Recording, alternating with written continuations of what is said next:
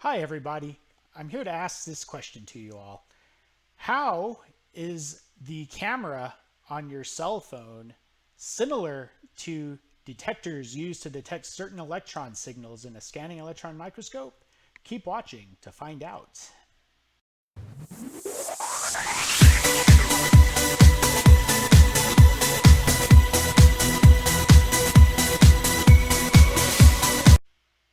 All right, we are talking still about scanning electron microscopy.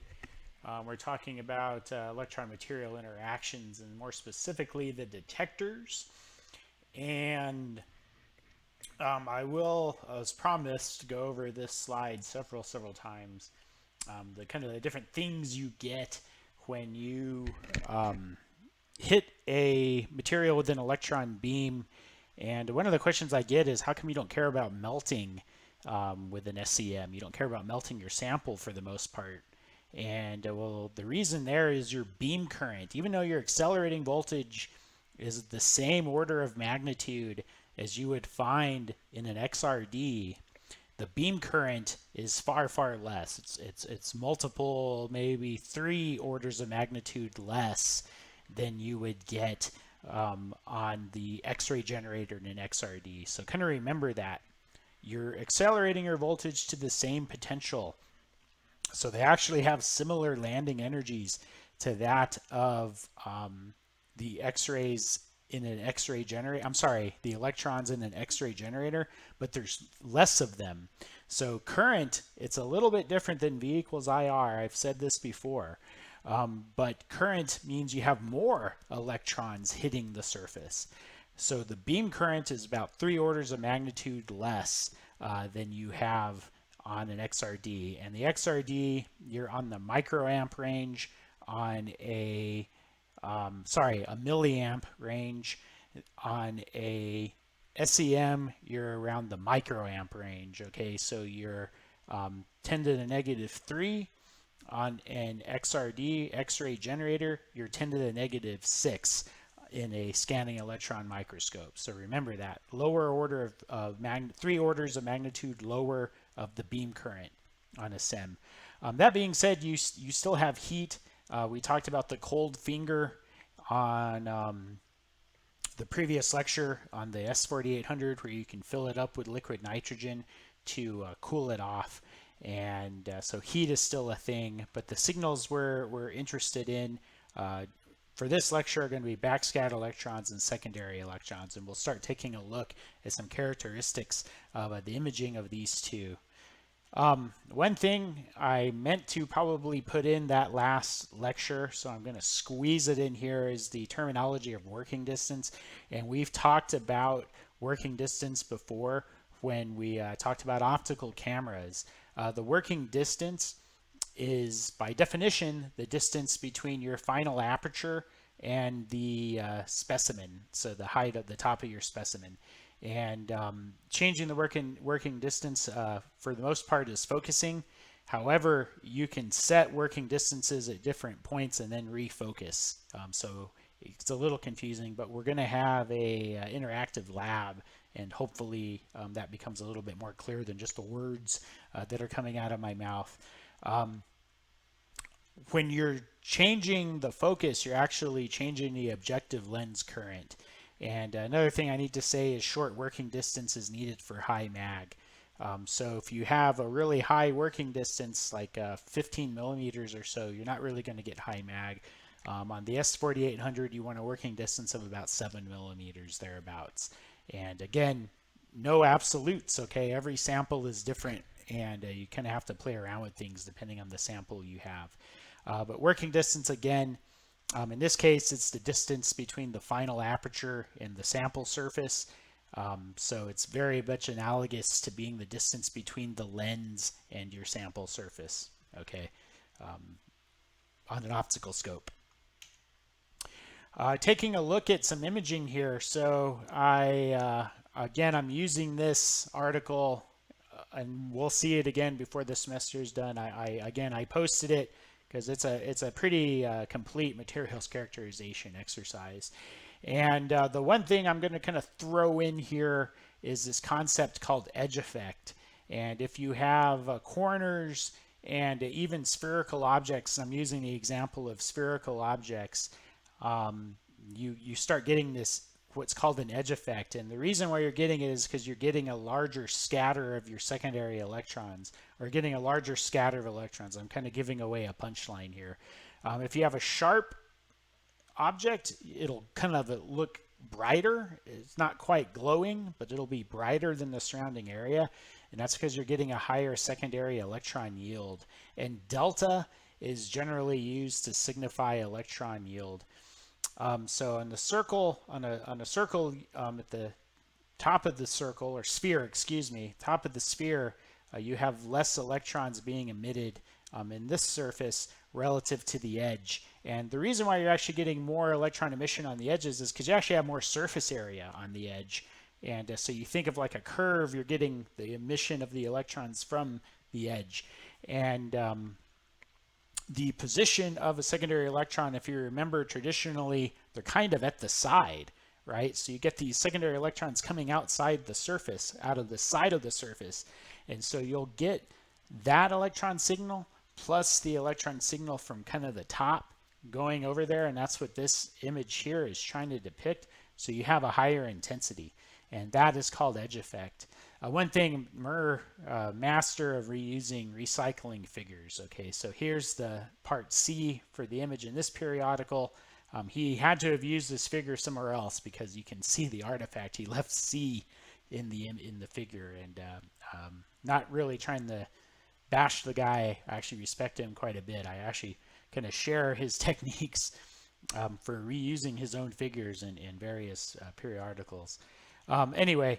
Edge effect is an indicator that you're looking at a secondary electron image. So if you get an image like this, we don't have that informational bar that we have when the machine gives it to us, and the machine will usually tell you if the image is created by secondary or backscattered electrons. You can tell now, we're training you. You can train your eye to see what kind of electron signal made this image. This right on. This is a classical example of edge effect. Okay. Classical example of edge effect. So I know pretty 99.99% confidence that this is a secondary electron image. So again, edge effect. You don't see this with backscattered electrons. Why? Because something on the side isn't going to reach the backscatter detector, because that backscatter detector is always on top of the sample, because backscattered electrons go around the nucleus and come back out in an orthogonal direction. A secondary electron detector, I promised you I'd show you a schematic of the Everhart-Thornley detector. This is courtesy of Hitachi and kind of this little instructional book they give you when you buy a microscope. So you have your secondary electron, comes in this kind of weird vector, if you will. You have a scintillator, and scintillators are scintillating. I always used to say that's my favorite word. Maybe I shouldn't, I don't know. You have a scintillator, so a scintillator converts an electron signal to a photonic signal. You then have this photoelectric conversion phase, okay? So it's metal, right? So what's the photoelectric effect? You hit metal with light, and that light emits an electron. I'm sorry, that metal hits an electron. Okay, so the photoelectric effect, light hits metal, metal gives off electrons, and that electron is going to have an energy that's proportional to this photon. The energy of this photon is going to be proportional to the energy of the secondary electron. Okay, so you can have intensity controlled by kinetic energy of your electron as well. And that's how you get height detection. So if I have a lower Z surface, the energy by the time it hits this detector is actually going to be less than if it was right close to that detector. Okay, so that's how you kind of get depth of field type imaging. Well, anyway, you eject this electron, it hits this array of dinodes, which causes the cascading electron effect. So I'm amplifying the signal. Getting an electronic signal, you blow up that electronic signal relative to your scan area, to your screen, and that's how you have magnification in a SEM. 1920s technology, photomultiplier tube, really cool. I always like staring at this and imagining the electron signal getting amplified. Scintillator photomultiplier system. All right, so okay, scintillator here, photomultiplier here. You can have detectors that gather an electrons. I don't want to get in that. I'm sorry. Let's just talk about the scintillator photomultiplier system. Secondary electron detector, Everhart-Thornley detector. In the previous lecture, I showed pictures of them. If you've forgotten what they look like, have a look at that previous lecture. On the other hand, we have backscatter electron imaging. I'm sorry, it's a little pixelated. I have the original somewhere, probably on a hard drive that I've used to back this stuff up. Here's an article myself and my group put out very recently, just last year. And we were putting solder and mixing it up with polymer, and we were drawing the solder in the wires. So we were doing a kind of an in situ wire drawn kind of material system. We did something similar with a tin fluorophosphate glass that we had made in the lab too. It's really, really cool. Some side notes. So you look at the different particle size distribution of the solder. This is a tin bismuth eutectic, and one thing that clues you in to the fact that this is a backscatter image is we see chemical related differences. So there's a tin-rich phase and a bismuth-rich phase, and if you want to figure out which is which, you can look at the periodic table. Okay. All right, so I have here my handy dandy periodic table. Hopefully you can see it on the camera. I'm going to try to get up, so if it doesn't come out, my disclaimer is I can't see myself. I can't see the little box of me when I'm recording these videos, and so sometimes I cut off the slides, and I'm sorry about that, but I've done my best to try not to. But anyway, tin, so it says for plated food cans on my child's periodic table, and then bismuth used in fire sprinklers. I kind of didn't know that till I stared at this periodic table.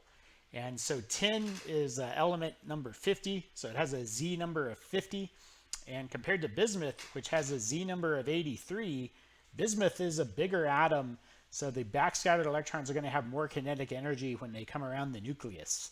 Okay, and so the brighter phase is the bismuth-rich phase. The darker phase is the tin phase. When I started jibber-jabbering about these spheres, I talked about particle distribution, and then I cut myself off. You see I have kind of big, these little satellite particles. This means that this solder, I call it solder, but this tin bismuth alloy, if you will, was formed by gas atomization. And if you had me for material energy balance, hopefully you remember the gas atomization problems we worked through. Really cool stuff. One thing you don't see, so let's go back and look at this one. This is a secondary image. We clearly see edge effect on these particles. These also have satellite spheroids, and so this material was also created by gas atomization. I don't rightly remember which one this was. It may be a steel one, but anyway, the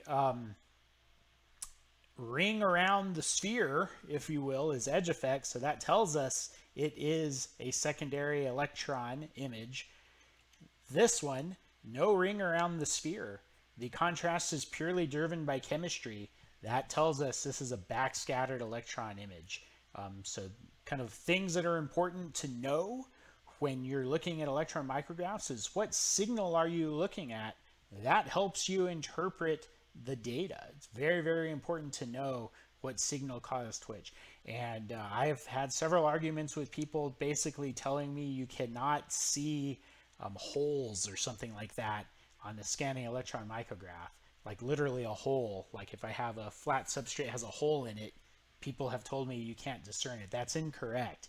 You have to know what signal's generating your image, and then you can determine if it's a hole or if it's just chemistry related in terms of contrast. Because remember, a lot of looking at micrographs, even colorized micrographs, okay, is still about looking at contrast. In this case, we're using literally the difference between black and white to discern things. Okay, so think of it that way.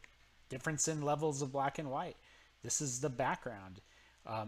Incidentally, this is a carbon dot, this black background here, carbon dot. It is the darkest signal on this micrograph. In carbon, I don't even have to look at the periodic table, it's 6. Much lower than, I have to come back, I forgot, 50 for tin and 83 for bismuth. Okay, so that explains your contrast mechanism on this backscattered electron image. Here is a head-to-head comparison, and I have my own head-to-head comparisons, but I still kind of use other people's imaging because sometimes they're actually really, really good. And it's hard to see. This is the secondary image. There is some edge effect on this secondary image if you really look closely. I'm trying to mouse it with the pointer. Here, purely contrast driven. A lot of times geological specimens are really, really cool to look at, particularly under backscatter electron imaging. And super cool, super nice. Anywho, let me go on here. This is from an article in a journal called Micron, and this is about technology put out by ZEIS. And it kind of mentioned different scanning electron microscope brands, and I don't know how I forgot ZEIS. They make very premium scanning electron microscopes. They've put a lot of engineering into where they put their detectors, and they even have an in-lens secondary electron detector. And you can tell, so B, it's the in-lens secondary image. Again, their premise is that the chamber of the SEM is like a fireplace, and that most of the signal goes through the chimney, just like most of the heat in a fireplace goes through the chimney. So that's a lot of the principle behind ZEIS design. And here's a below lens SE detector, and if you notice, they're kind of depicting it at an angle, and this is analogous to what Hitachi has for their below lens secondary electron detector. Okay, and if you remember back on that 4800, they have a traditionally placed secondary detector kind of at the back side, but then they have that kind of higher one, which is designed to compete with ZEIS basically. And but you see, their premise is that the best is in lens. Okay, and so in lens SE, we get a lot of different information. And so sorry, this is a low loss backscatter image. So they're looking at chemical. And it's also important if you have a SEM with multiple detectors to look at images from the different detectors side by side, because you never know what information is going to jump out at you.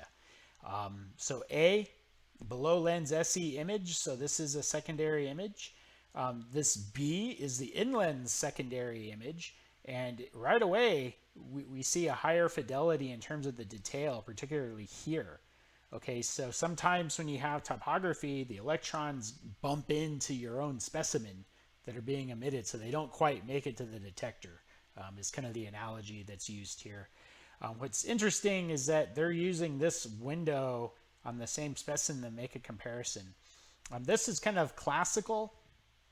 It shows kind of a classical problem that you run into with backscatter detectors. Okay, so this C is a low loss backscatter detector.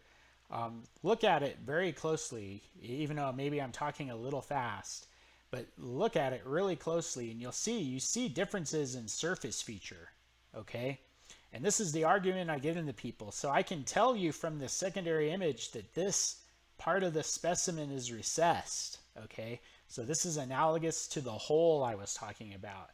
Argue with people all the time. You can't see holes with an SEM. Well, yeah, you can, but you have to know what signal you're looking at to determine if it's a hole or not. Okay, here it'd be really hard to really discern this as a depression or a hole in your specimen. With the secondary imaging, you get better topographical, or classically, historically, you've gotten better topographical type of information. So I can say pretty confidently this is lower than this, okay, relative to the same Z. Here, their in-lens detector, much more higher fidelity on the topography. And if I compare this part of the triangle to this part, I mean, I see facets that I don't resolve with a typical below lens SE detector. Okay, so this is the power of putting your detector in the lens. Okay, they have the in-column backscatter detector, or the low loss backscatter detector, and you get kind of chemical information here. I'm personally not dazzled by this. Okay, I'm more dazzled by the fidelity in the image they get from this in-lens secondary detector. So kudos for patenting this and making it so other companies can't really do it. But anyway, here is the difference head-to-head, different detectors, same exact type of imaging. In-lens detector giving you really incredible topography discernment, if you will. Again, just compare the facets here and here. These are both secondary images. How do I know if it didn't tell me? I was covering it with my hand. You can't see me covering it with my hand. The edge effect is a dead giveaway right there. Edge effect there, edge effect there. We see kind of edge effect there. We see some quasi kind of edge effect here. Okay, it's brighter because of the position of this crystal versus the detector, so it's kind of cool.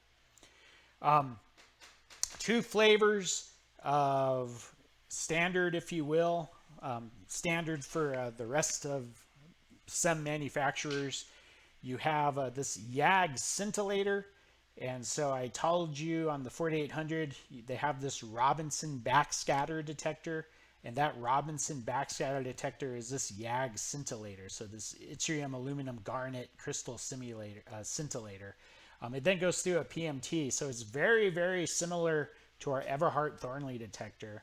But this is a Robinson detector. And I believe it was a woman named Vivian Robinson. You can Google it. Prove me wrong. It's either Vivian or Victoria.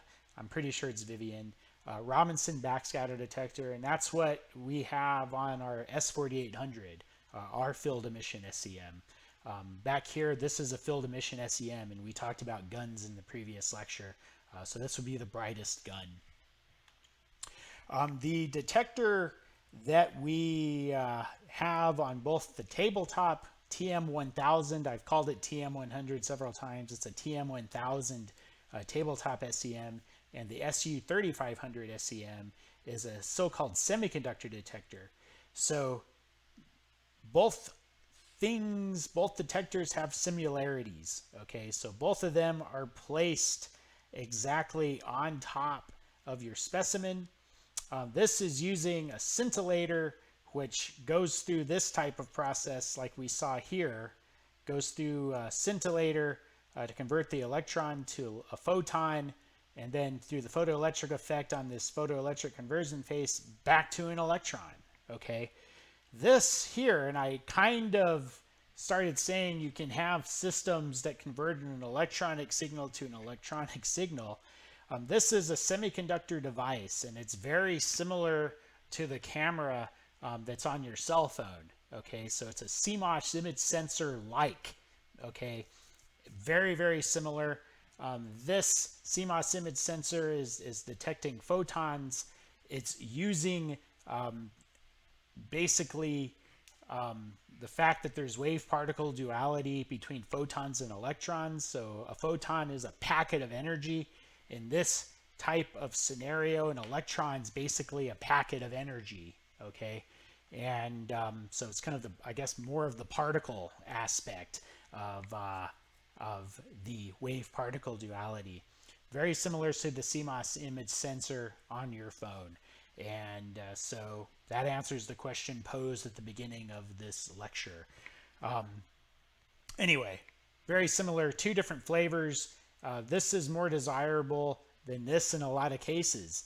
And I had a microscopy class where we actually did a head-to-head because I had it beat into me that these were only good for very smooth specimens, polished like a metallographic specimen. But we actually had a head-to-head comparison in a different class that I teach on electron microscopy, and showed that we actually get good topographical information as well off of a YAG scintillator PMT-based backscatter detector. This is a diagram now. There are 4 quadrants, so 4 semiconducting quadrants on these semiconductor device like backscatter detectors. and you can change the biasing. And so you can change it to where some are positively or negatively charged, and that changes the imaging characteristics. These two are backscatter imaging, and this is a different type of detector called an ultra variable detector. It's actually proprietary to Hitachi, and you can see that you get slightly better topographical information off of a UVD detector. And that's because UVD detector, the image is analogous to a secondary electron detector. And I'll talk a little bit more about this. One thing, on a variable pressure SEM, you can actually bleed air into the system. And that means you can't actually use your Everhart Thornley detector. So you can't use a scintillator detector unless the vacuum is high. If you go to a low vacuum situation like we see on the TM1000, and we can set it on the 3500, you have to use digital detectors basically. And so you have to use this semiconductor type detector. And in the olden days, this was called an environmental microscope basically, or an environmental SEM. Nowadays we can put kind of non-conductive, or I did my air quotes too soon, wet specimens in a traditional SEM that has specialized detectors.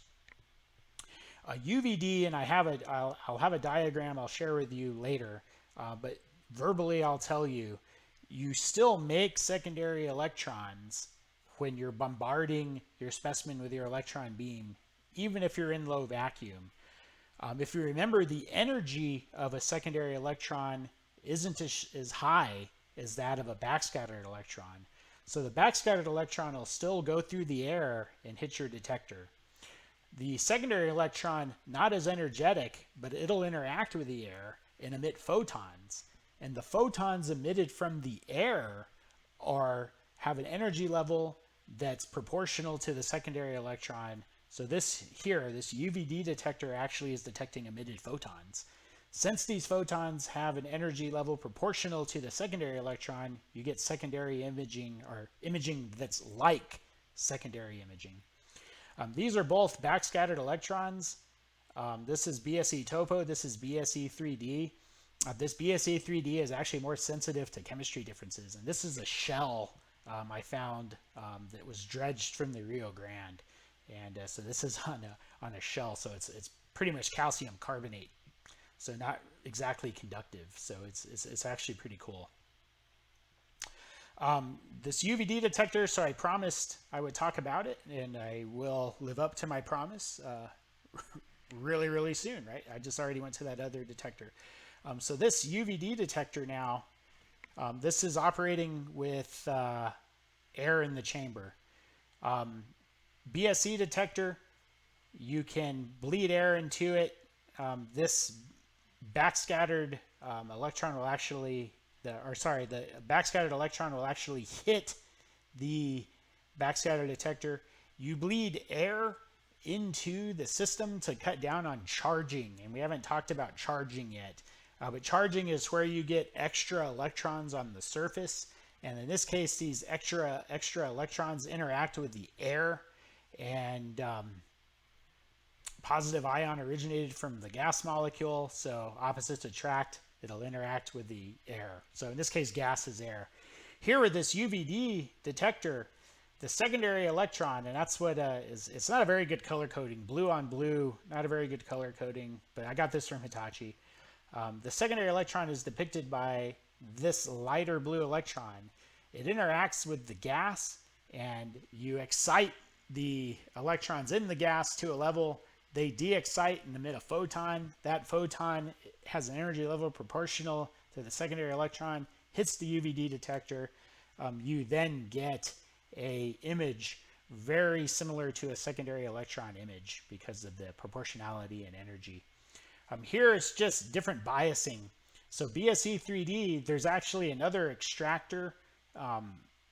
Is it anode? Yes, an extractor anode here.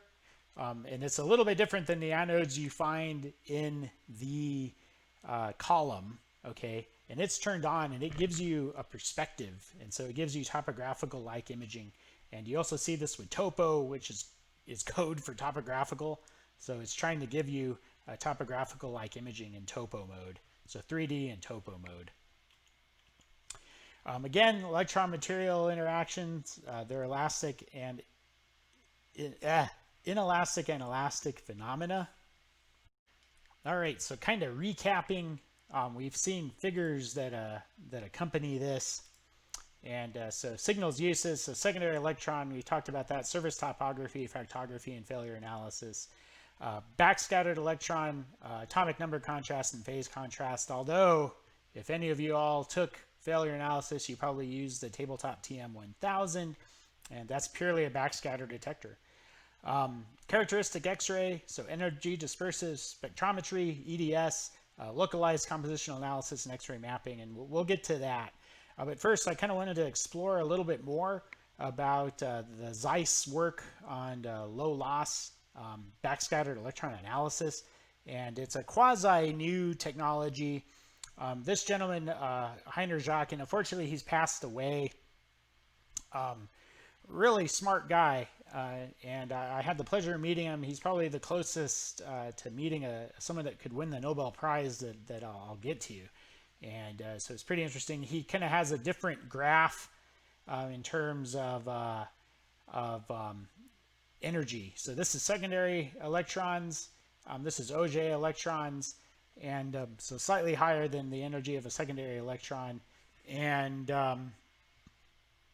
we have these backscattered electrons. So we kind of talked about that. And so he has different categories of backscattered electrons. And backscattered electrons as a whole are actually low loss in terms of losing energy, right? Because they come around, they actually gain energy depending on what the chemistry is. But anyway, I kind of wanted to talk about it because he talks about different type of scattering electrons. And the Rutherford, so the primarily electrons we talk about in terms of backscattered electrons are referred to as Rutherford backscattering electrons. And there's this other flavor called channeling backscattered electrons, and they have more of an interaction with the crystal structure, okay? And so you have this kind of Bragg angle type of interaction. And I won't get into too much of the differences, but the point is it's a design of a detector with the realization that within this spectrum of backscattered electrons, there's different flavors, so to speak. And I talk about some fallacies I see in this more to try to help with your learning, and it's not necessarily meant to be a criticism of this work. And utmost respect for this gentleman. He's passed away, and also ZEIS is a company for trying to further the awesomeness of a scanning electron microscope. I'm really kind of into that. So there's a different flavor of these so-called low-loss backscattered electrons. We talked about the and I've missed a part. I need to kind of double back and talk about the scatter here. So I'm reminding myself right now, and I'm recording it so I don't forget. But you all get to see it, so sorry about that. Our typical backscattered electrons have a deeper scattering volume than these so-called low-loss backscatters, these Mott backscattered electrons. Okay, they are a smaller scattering volume, and thus make up a weaker signal, okay? And so you have to have a special detector for that. And Rutherford backscattering, this is what I'm talking about when we see chemical differences. We've seen this, and, they're criticizing because they're trying to sell their Mott backscattering detector, okay? But it kind of says some stuff, right? It's saying you're getting too much signal. You're getting too much scattering, right? There's this kind of this spatial thing, that you get. And these three here are the same mag, same location, pretty close. Oh, they're not the same mag, are they?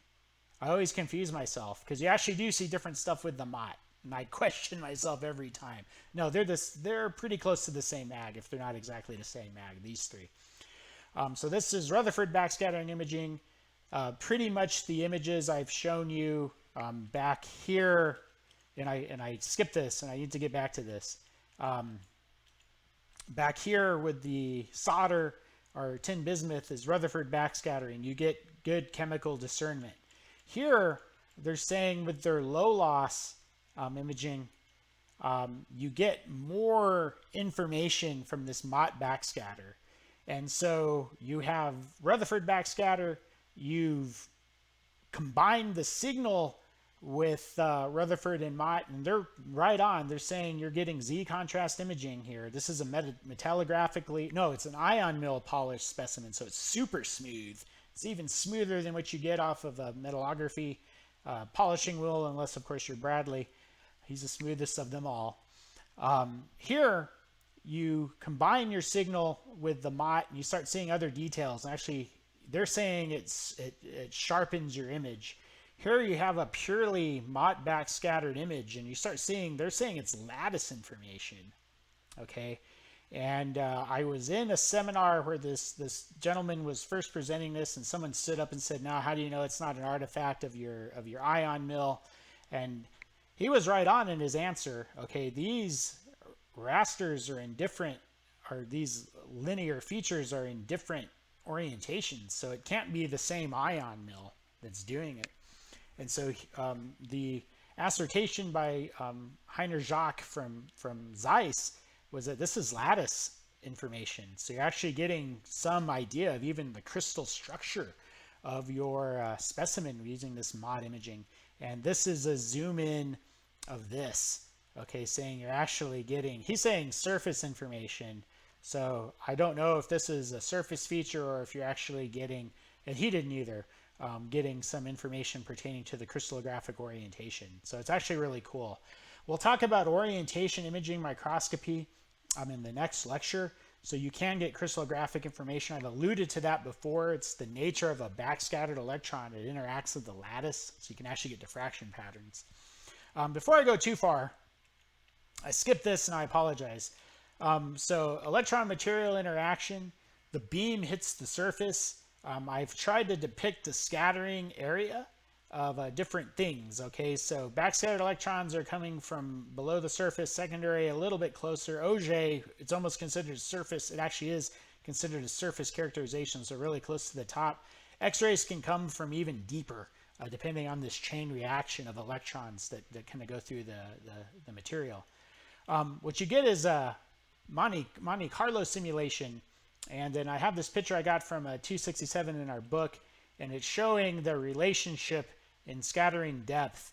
And so A is, this is carbon, so it's better to compare carbon and carbon, but there's also a Z type of effect as well. So carbon is 6, a gold, I'm lucky I've not thrown out my child's periodic table. Gold is 79 on the periodic table, so element 6, element 79. And if you look at 15 kilovolts of accelerating potential on this beam, you have this area 1 micron, 1 micron. So if I kind of guess, maybe this is 2 microns of penetration. Here you have the similar scale bar, but it's denoted as 20. I've lowered the accelerating potential to 1 kilovolt, so I'm only getting 20 nanometers of penetration into the carbon. So only 20 nanometers of where the scattering's coming from, so even closer to the surface, right? This assumes the same accelerating potential, okay? Here we have a higher Z specimen, and we're back up to 15, so this is compared to this one, and we're roughly an order of magnitude less scatter in the higher Z element. So that's what's meant by Monte Carlo simulation. You don't exactly know where the electrons are going, so sometimes you don't exactly know where they're coming from. This error, if you will, only increases at a higher accelerating potential. So if you're able to, sometimes it's actually better to scan things at lower accelerating voltage. The maximum accelerating voltage on the 3500 is 30 kilovolts, and so people always want to amp it up. Two things: you'll kill your filament, a lot quicker. Also, you might not be getting the spatial resolution you need, depending on what you're looking at. So back to this, I kind of took that little segue. Backscattered electrons, so this is traditional Rutherford versus low loss. You're getting much different contrast mechanisms, so the idea is you get more information. And again, all discerning differences in black and white. Okay, no colorized micrographs here, and colorized micrographs are actually fake color anyway, unless you're looking at an X-ray map. Okay, just throwing that out there. We'll talk about X-ray analysis here pretty soon.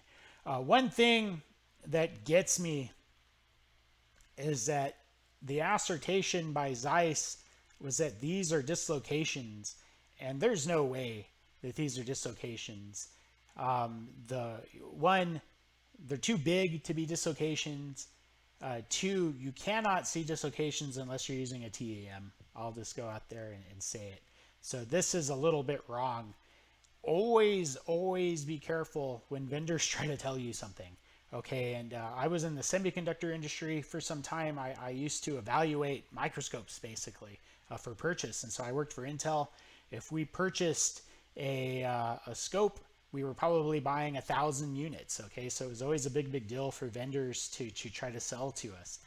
And one thing, and I'm not quite joking when I say this, they would show their marketing slides and they would show the same micrograph. And I was in the business for a little while, and I swear to you, I saw the same presentation multiple times, and they were just making that scale bar smaller.